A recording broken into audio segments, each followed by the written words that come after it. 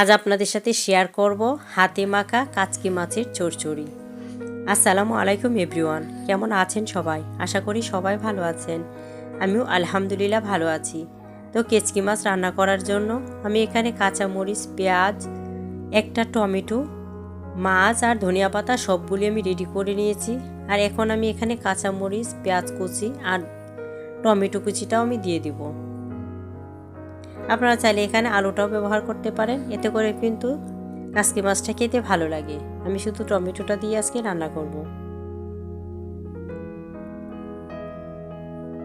আমার পেঁয়াজ, কাঁচামরিচ আর টমেটোটা দেওয়া হয়ে গেছে। এখন আমি এতে অ্যাড করে দিব লবণ। এখন দিয়ে দিচ্ছি 2 চা চামচ মরিচ গুঁড়া। জালটা যে যেমন খান সে অনুযায়ী দিয়ে দিবেন। এখন অ্যাড করে দিচ্ছি 1/2 চা চামচ হলুদ গুঁড়া আর দিয়ে দিব 1 চা চামচ ধনিয়া গুঁড়া। এখন আমি দিয়ে দিব এখানে 1/2 চা চামচেরও কম জিরে গুঁড়া। জিরে গুঁড়াটা দিয়ে এখন আমি দিয়ে দিচ্ছি রান্নার রেগুলার তেল আর এখানে দিয়ে দিব সরিষার তেল। দুইটাই আমি সম পরিমাণ এখানে দিয়ে দিয়েছি। এখন আমি এটা ভালো করে হাতে কষলিয়ে নেব। যেহেতু আজকে রান্নাটা আমি হাতে মাখিয়ে করব, তাই আমি সবগুলো এখন ভালো করে কষলিয়ে নেব। আর হাতে মাখিয়ে যে কোনো খাবারে কিন্তু অনেক বেশি ভালো লাগে। তো আপনারা যারা এভাবে কাচকি মাছ কখনো ট্রাই করেন নাই, একবার ট্রাই করে দেখতে পারেন, খেতে কিন্তু ভীষণ স্বাদ হয়। আমি এটা ভালো করে মাখিয়ে নিয়েছি। এখন আমি মাছটা এখানে দিয়ে দিব। মাছটা প্রথমেই দেওয়া যাবে না, এতে করে মাছটা কিন্তু ভেঙে যাবে। প্রথমে সবগুলো উপকরণ একসঙ্গে মিক্স করে এরপর মাছটা দিয়ে নেবে। আর মাছটা দেওয়ার পর কিন্তু ভালোভাবে মাখানো যাবে না, আলতো হাতে মাখিয়ে নিতে হবে। এখন আমি ধনিয়া পাতাটাও দিয়ে দিব। এখানে আমি বেশ কিছুটা ধনিয়া পাতা কেটে রেখেছি, সেটাও অ্যাড করে দিয়েছি। আর এখন আমি এটা মিক্স করে নিব। এ পর্যায়ে কিন্তু আলতো হাতে এটা মিক্স করে নিতে হবে, বেশি প্রেস করা যাবে না, তাহলে কিন্তু মাছগুলো একেবারেই ভর্তা হয়ে যাবে।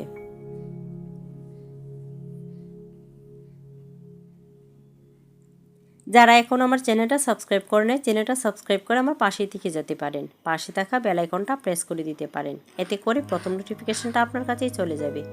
ভিডিওটা যদি ভালো লাগে ফ্রেন্ড ও ফ্যামিলির সাথে শেয়ার করতে পারেন। বেশি ভালো লাগলে একটা লাইক দিতে ভুলবেন না। এ পর্যায়ে আমি হাতে লেগে থাকা মশলাটাও আমি একটু পানি দিয়ে দিলাম। আর এখন আমি ঝোলের জন্য পানি দিয়ে দিব। এখানে বেশি পানি দেওয়া যাবে না, অল্প পানি দিয়ে আমি রান্নাটা করে নেব। যারা কখনো এভাবে ট্রাই করেন নাই, আশা করি এভাবে ট্রাই করে দেখতে পারেন, খেতে কিন্তু ভীষণ স্বাদ হয়। তো আমি আরেকটু পানি দিয়ে দিয়েছি। আর এখন কিন্তু আমার পুরোপুরি রেডি। এখন শুধু আমি বার্নারটা জ্বালিয়ে দিব আর 5 মিনিট অপেক্ষা করব। 5 মিনিটেই আমার রান্নাটা শেষ হয়ে যাবে।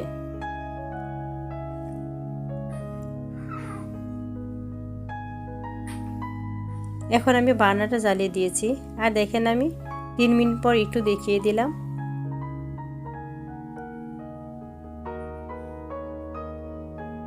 এ পর্যায়ে একটু নেড়ে চেড়ে আমি একটু চেক করে নেব আমার লবণটা হয়েছে কিনা।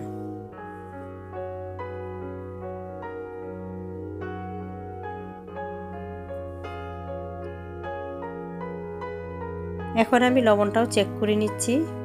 আর লবণটা চেক করার পর মনে হলো যে একটু লবণ লাগবে, তাই আমি আরেকটু লবণ অ্যাড করে দিলাম। আর এখন আমি চুলাটা বন্ধ করে দিব। আর তরকারিটা রান্না করার পর কেমন হয়েছে সেটাও দেখিয়ে দিলাম। ভালো থাকবেন, আল্লাহ হাফেজ।